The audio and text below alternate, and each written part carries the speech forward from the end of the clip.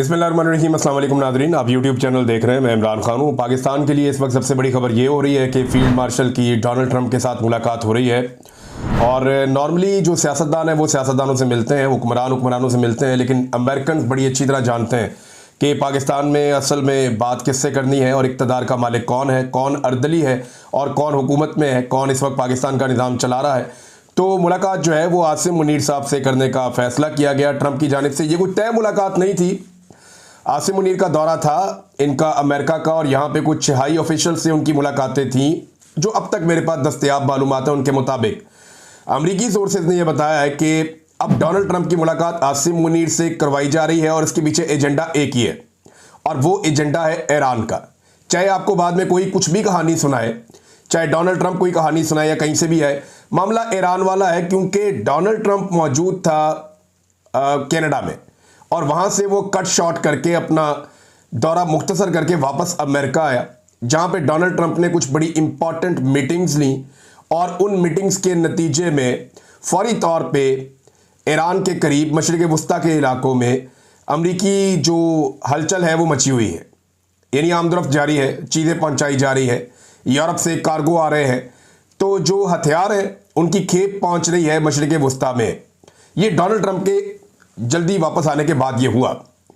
अच्छा, इसकी वजह क्या है वो मैं आपको भी बता दूं। इसराइल की कैपेसिटी खत्म हो रही है, उस पर बाद में बात करते हैं। और यहीं पे एक मुलाकात का बंदोबस्त किया गया पाकिस्तान के आर्मी चीफ की एक लंच के ऊपर अमरीकी सदर के साथ। याद रखें, अमरीकी मुफ्त में कभी किसी को खाना नहीं खिलाते। इसकी कीमत अदा करनी पड़ेगी इस लंच की पाकिस्तान को। अब क्या कीमत अदा करनी पड़ेगी ये भी हम कुछ कह नहीं सकते। इससे पहले कौन सा आर्मी चीफ था, ज़रा थोड़ा सा तारीख में जाकर आप देख लें। आजकल मिलिट्री एस्टेब्लिशमेंट के टाउट्स और बाकी लोग जो है वो बड़े छोड़े गए हैं और बड़ी तेज़ी से प्रोपेगेंडा वो कर रहे हैं और बहुत सारी चीज़ें ऐसी कह रहे हैं जो जिनका वजूद ही नहीं है। मैं आपको कुछ चीज़ें भी आपके सामने रखूँगा, आपको पता चल जाएगा। एक तो आप ये देखें कि सदर बराक ओबामा से मुलाकात की थी उस वक्त के पाकिस्तान के army chief general Ashfaq Parvez Kayani ने। ये मुलाकात मार्च 2011 में वाशिंगटन डीसी में ही हुई थी। तो ये मुलाकात आपको याद होनी चाहिए। आज से 14 साल पहले एक मुलाकात हुई थी और ये एक गैर मामूली मुलाकात समझी जा रही थी। जनरल अशफाक परवेज़ कियानी साहब को एक्सटेंशन भी मिली थी, आप ये भी अच्छी तरह जानते हैं। और इस गैर मामूली मुलाकात के बाद जनाब खबरें ये दी गई कि अफगानिस्तान के ऊपर बात की गई है, दहशतगर्दी के ऊपर बात की गई है, अमरीकी इनखला के ऊपर बात की गई है, पाकिस्तान में अमरीकी ऑपरेशंस के ऊपर बात की। ये चीज़ें जो है वो डिस्कस हुई थी। लेकिन इस मुलाकात के तकरीबन 1.5 से पौने 2 महीने के अंदर एक एबटाबाद में हमला हुआ और ये अमेरिकन ने हमला किया। उसके नतीजे में 2 मई 2011 को एबटाबाद में उसामा बिन लादेन पर अमरीकी नेवी सील्स का ऑपरेशन किया गया था। अब आपको समझ आई। यानी उस वक्त जब आर्मी चीफ मिले थे तो उसके बाद बराक ओबामा के हाथ एक ऐसी चीज़ लग गई थी जिसकी बुनियाद पर वो दोबारा इलेक्शन लड़ा और दोबारा इलेक्शन जीत गया। ये एक बहुत बड़ी कामयाबी थी कि उसामा बिन लादेन को मार दिया गया पाकिस्तान की सरजमीन पे। और उसके मरने से लगभग 1.5-2 माह पहले पाकिस्तान के आर्मी चीफ की बराक ओबामा के साथ मुलाकात हुई। बराक ओबामा इतने शोर शॉट थे उसामा बिन लादेन को लेकर कि उन्होंने बाकायदा एक पूरा ऑपरेशन रूम बनाया था, उसके अंदर बैठकर बाकायदा इस सारे अमल को फिल्माया गया था और अपनी वीडियो भी बनाई थी। बराक ओबामा ने अपने लोगों की भी स्पेशल तरीके से वो बैठे थे और वो एक जंग जैसा माहौल बना के उन्होंने पूरी अमेरिकन की एक पॉपुलैरिटी हासिल करने के लिए, एक पॉपुलैरिटी की एक वेव चली थी उसके बाद। तो ये फायदा उन्हें दिया गया था उस वक्त बराक ओबामा को। अब डोनाल्ड ट्रंप जो है उनके साथ मुलाकात कर रहे हैं पाकिस्तानी फील्ड मार्शल आसिम मुनीर साहब। डोनाल्ड ट्रंप क्या मांग सकते हैं, तो ये मामला अब सिर्फ ईरान का है। ईरान के मामले के ऊपर ही डोनाल्ड ट्रंप ने अपना जो विजिट है उसको शॉर्ट किया था और ये मुलाकात जो तय नहीं थी इस तरह से, वो मुलाकात अब आसिम मुनीर साहब की हो रही है जो 1 हफ्ते से लगभग अमेरिका में मौजूद है।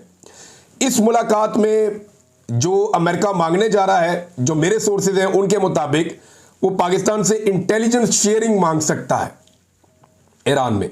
क्योंकि अमेरिका की ख्वाहिश है कि ईरान में अब रजीम चेंज कर दिया जाए।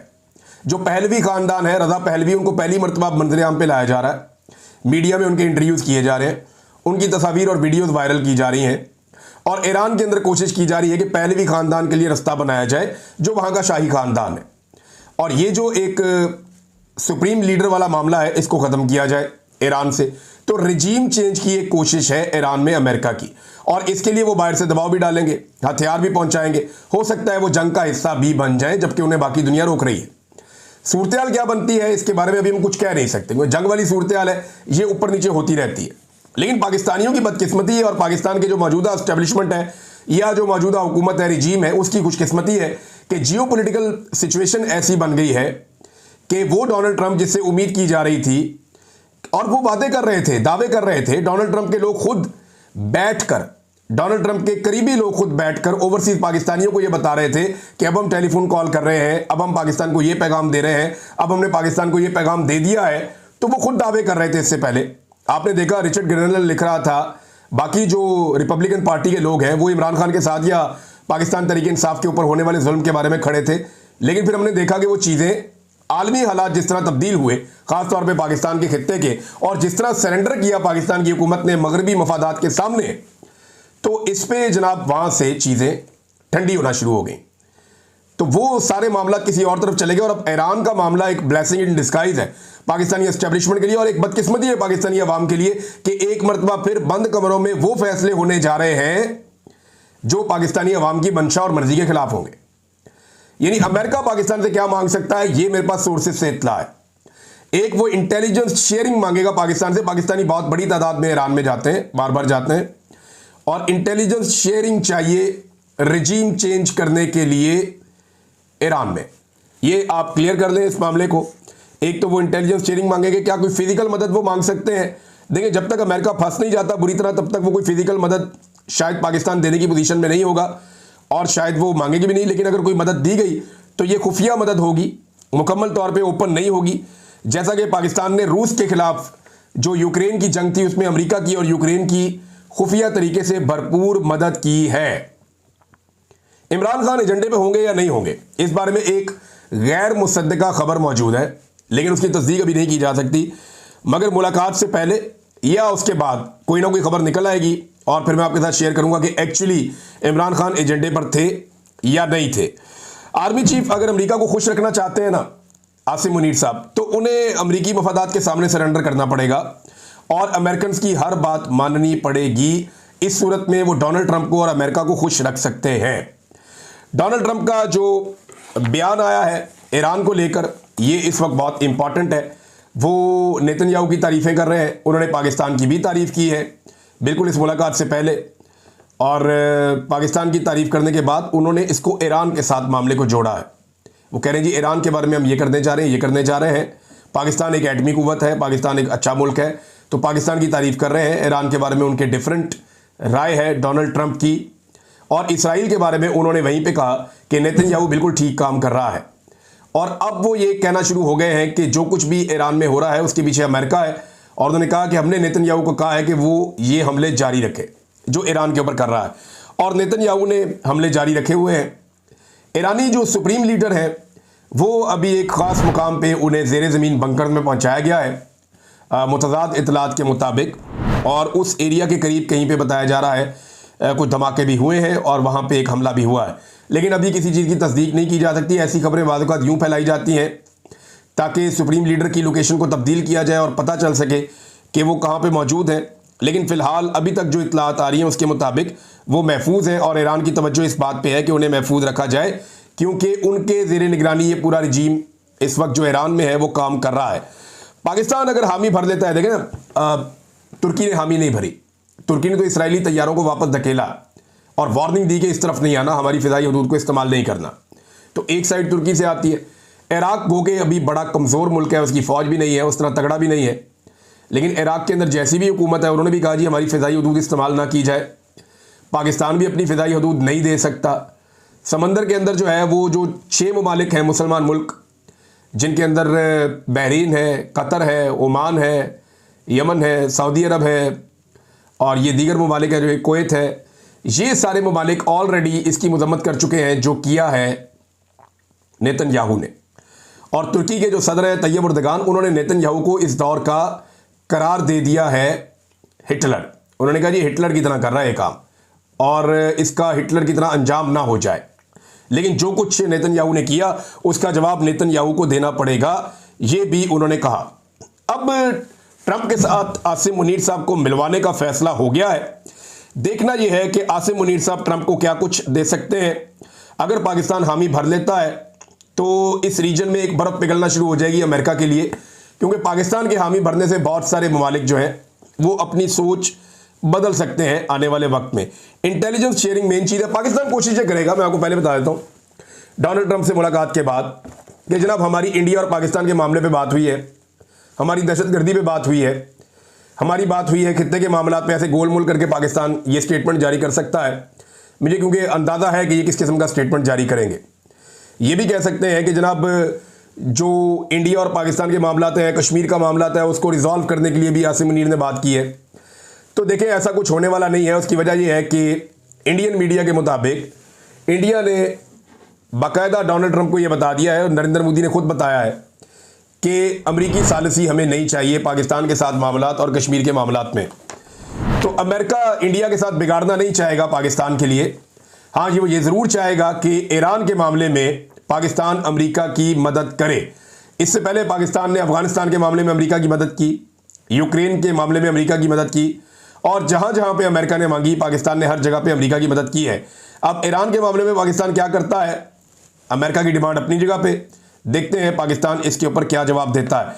हैरत की बात यह है कि बिलावल जरदारी, जो अपने आप को एक जमहूरी पॉलिटिकल लीडर कहते हैं, जिनकी माँ भी शहीद हो गई, जिनके नाना भी शहीद हो गए, तो बिलावल जरदारी ने अपने ट्विटर से इस मुलाकात के ऊपर तबसरा किया और तारीफें की हैं। मुझे हैरत होती है, एक तो ये खुद को जमहूरी जमात कहते हैं, एक आर्मी चीफ का क्या काम है दूसरे मुल्क के सरबराह के साथ जाकर मुलाकात करें? ये बातें बेनजीर भुट्टो ने कही हुई हैं। यानी हम सब जानते हैं कि बेनजीर भुट्टो डिक्टेटरशिप के खिलाफ थी। बेनजीर भुट्टो ये चाहती थी कि फौज अपने आईनी किरदार के अंदर रहे और अपनी सिक्योरिटी ड्यूटी करे। ये फौज का काम नहीं है कि दूसरे मुल्कों से जाके तिजारत के मामलात करें, मईशत के मामलात करें, दूसरे मुल्क के साथ जाके बाकी वो मामलात करें जो उनका काम नहीं है।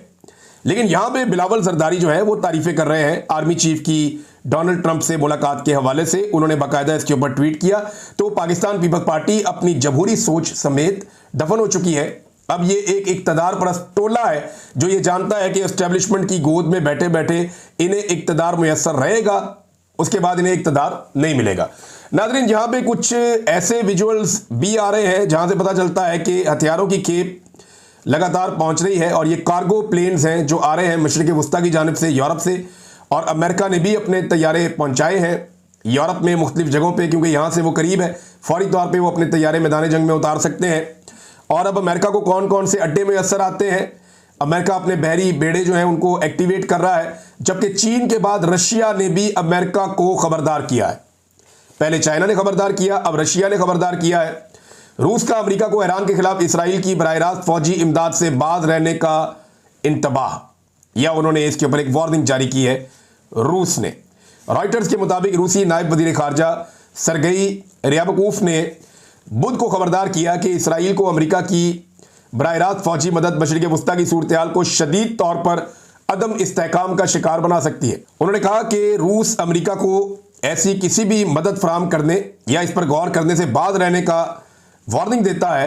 उन्होंने मजीद कहा कि मॉस्को इसराइल और ईरान दोनों के साथ राब्ते में है। हम चाहते हैं कि यहाँ पे जंगबंदी हो और हम तमाम हालात से बाखबर हैं, लेकिन अगर अमेरिका यहाँ पे मदद लेकर पहुँच जाता है तो सूरत हाल किसी और तरफ चली जाएगी।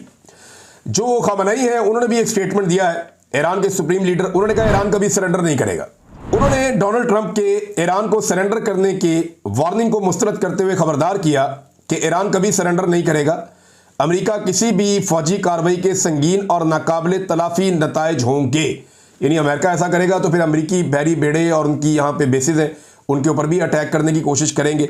अब अमेरिका को इतनी जल्दी जल्दी ये सारा कुछ क्यों करना पड़ रहा है और इसमें क्यों आना पड़ रहा है, उसकी वजह यह है कि शायद अमेरिका की और इसराइल को यह अंदाज़ा नहीं था कि ईरान के पास ऐसी मिसाइल की कुव्वत है या ऐसे मिसाइल्स हैं जिन्हें वो दाग सकता है, और उन मिसाइलों के बाद जो है वो इसराइल में सूरत हाल मुख्तलिफ हो सकती है। हो ये रहा है कि इन मिसाइलों को रोकने के लिए इसराइल का जो एयर डिफेंस सिस्टम है वो बहुत तेज़ी से एक्टिवेट है, और इसकी एक कैपेसिटी होती है ना, यानी इसकी कैपेसिटी वक्त के साथ साथ कम पड़ती है या ख़त्म होती चली जाती है। अब इस हवाले से एक रज़ी ताहिर साहब का ट्वीट है, उन्होंने कहा कल रात ईरान ने इसराइल पर फतह 1 मिसाइल का कामयाब तजर्बा कर लिया है। इस एक मिसाइल को रोकने के लिए इसराइल ने तकरीबन 12 इंटरसेप्टर लॉन्च किए, लेकिन कोई एक भी इस मिसाइल को नहीं पकड़ सका।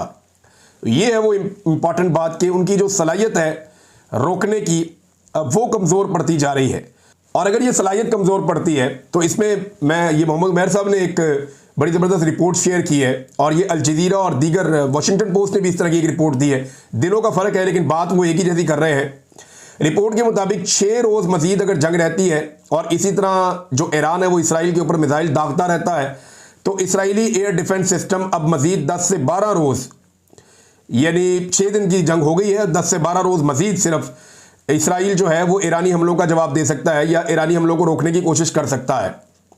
इस दौरान अगर इसे उर्दन की मदद हासिल ना हुई तो ये अरसा मजीद कम होकर आधा रह जाएगा।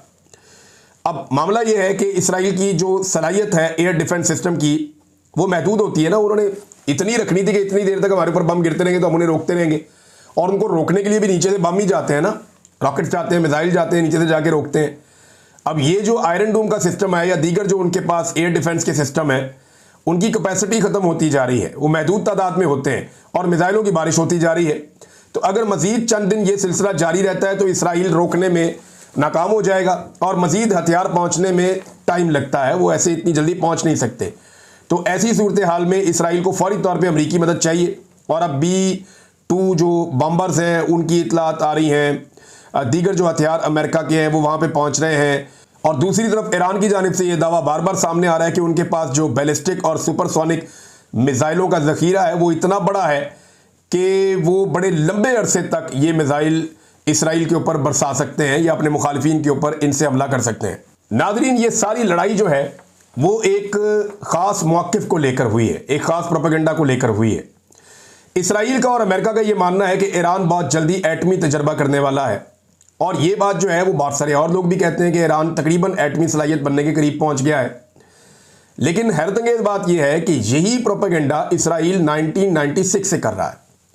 नेतन्याहू की ऐसी वीडियोस जो CNN पे चली हैं वो CNN ने इकट्ठी करके निकाल के लगाई हैं कि 1996 में, सन 2000 में, 2004 में, 2004 के बाद 2016 में, 2020 में, ये लगातार 2025 तक नेतन्याहू का एक ही स्टेटमेंट आता जा रहा है कि जी इतने महीने के बाद ईरान एटमी सलाहियत बन जाएगा, जनाब इतने हफ्ते के बाद ईरान एटमी सलाहियत बन जाएगा, जनाब चंद दिन रह गए हैं ईरान एटमी सलाहियत बनने वाला है। तो ये जो प्रोपेगेंडा है ये गुज़िश्ता 30 साल से किया जा रहा है। गुज़िश्ता 30 साल से नेतन्याहू बार बार ये स्टेटमेंट देते हैं कि ईरान एटमी सलाहियत बनने वाला है और ईरान किसी वक्त भी एटमी धमाके कर देगा और इसराइल खतरे में आ जाएगा। 30 साल से तो ये हुआ नहीं, और अब अल्टीमेटली इसराइल ने ईरान के ऊपर अटैक कर दिया है। यहां मैं आपको एक और इंपॉर्टेंट खबर देता हूं, ये हरमीत सिंह साहब ने इसको शेयर किया है, और ये बैनुल अक़वामी एटमी तवानाई एजेंसी IAEA के डायरेक्टर जनरल राफेल ग्रोसी हैं। ये जो IAEA के डायरेक्टर जनरल हैं राफेल ग्रोसी, उन्होंने एतराफ़ किया कि ईरान एटमी हथियार बनाने नहीं जा रहा था। हमने जो रिपोर्ट किया था वो ये था कि हमारे पास ईरान की जानिब से एटमी हथियार बनाने की कोई मुनज़्ज़म कोशिश का सबूत नहीं था। साबित हुआ कि इसराइल, अमेरिका दोनों बेगुनाह मासूम इंसानों के खून के प्यासे हैं। अब ये वो बता रहे हैं, आगे उनकी अपनी एक राय है, लेकिन मामला ये है कि IAEA के डायरेक्टर जनरल खुद ये तस्लीम कर रहे हैं कि ईरान एटमी धमाके करने नहीं जा रहा था। हमारी रिपोर्ट इसके बरक्स थी, लेकिन इसराइल ने इसके बावजूद अटैक कर दिया ईरान के ऊपर। तो नाज़रीन, ये अब तक की सूरत हाल है। आपको अगले वीलॉग में कुछ और चीज़ें बताते हैं। अब तक इतने, अपना ख्याल रखिएगा, अपने इस चैनल का भी। अल्लाह हाफ़िज़।